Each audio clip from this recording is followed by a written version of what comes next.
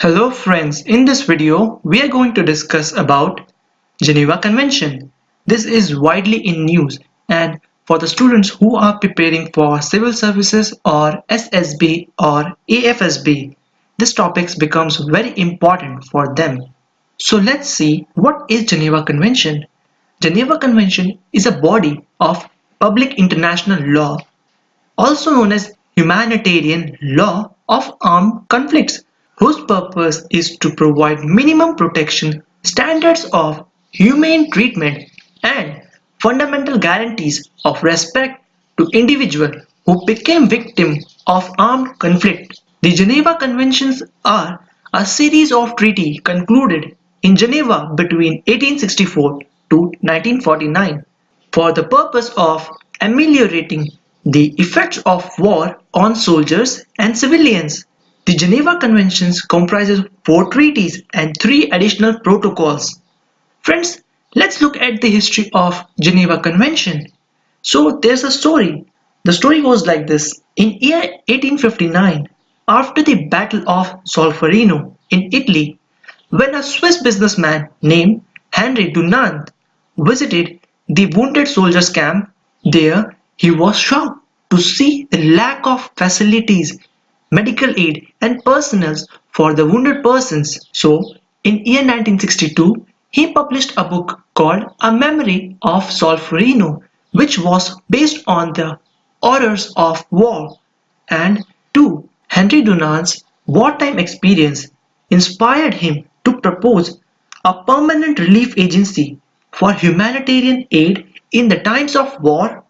Second one was a government treaty recognizing the neutrality of the agency and allowing it to provide aid in a war zone. This led to the formation of Red Cross by Henry Dunant. For his efforts, he received Nobel Prize for Peace in 1901. Then in the year 1864, the Swiss government invited the government of all European countries and Brazil, United States and Mexico to attend the official diplomatic conference, and the first Geneva Convention was adopted, which was the treatment of wounded and the sick armed forces in the field. 12 states and kingdom signed the convention.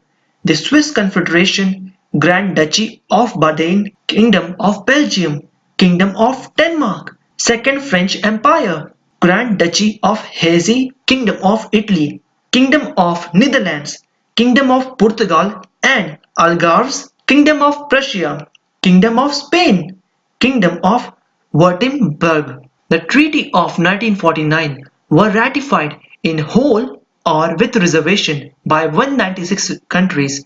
This means that some countries completely adopted the Geneva Convention, which means that some countries adopted the 4 Geneva Conventions and the protocols, and some countries adopted the Geneva Conventions and some protocols, or some countries which adopted the Geneva Conventions only but not the protocols.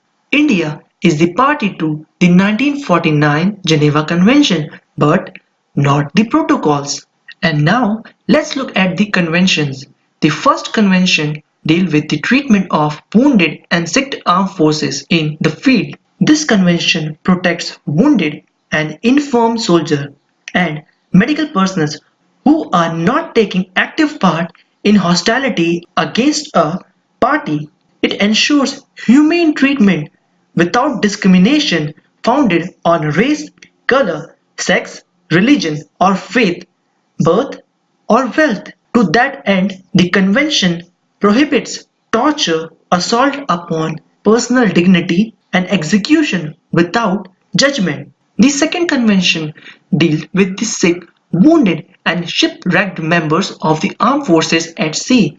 This agreement extended the protection described in the first convention to shipwrecked soldiers and other naval forces, including special protections afforded to the hospital ships. The third convention dealt with the treatment of prisoners of war during the time of conflict. Friends, we will discuss this part in the later because this is the most important convention. So now look at the fourth convention, which deals with the treatment of civilian and their protection during wartime. Under this convention, civilians are afforded the same protections from inhumane treatment and attack afforded to sick and wounded soldiers in the first convention. Further, additional regulations regarding the treatment of civilians were introduced. Specifically, it prohibits attack on civilian hospitals, medical transport. It also specifies the right of internees, prisoner of war. Finally, it discusses how does occupiers are treated to an occupied populace. In the Third Geneva Convention, prisoners of war must be treated humanly in all circumstances. They are protected against any act of violence as well as against intimidation, insult, or public curiosity. It required prisoners of war to give only their name, ranks, and service number to their captors. Nation party to the convention may not use to torture to extract information from prisoner of war. The convention prohibits torture, assault upon personal dignity, and execution without judgment. This is provided in the Article 3 of Geneva Convention 1. So friends, let's look at the protocols to the Geneva Convention. In 2 decades that followed the adoption of Geneva Convention, the world witnessed an increased number of non-international conflicts, war, of national liberation. In response, two protocols additional to the four Geneva Conventions were added in the year 1977. They strengthened the protection of victims of international and non-international armed conflicts and place limits on the way war are fought. Protocol 2 was the first ever international treaty devoted exclusively to situations of non-international armed conflicts. Then, in the year 2005, the third additional protocol was adopted, creating an additional emblem, the red crystal, which has the same international status as the Red Cross and as Red Crescent emblems. With this, I would like to end this video. I hope you liked this video. Please share it with your friends and comment down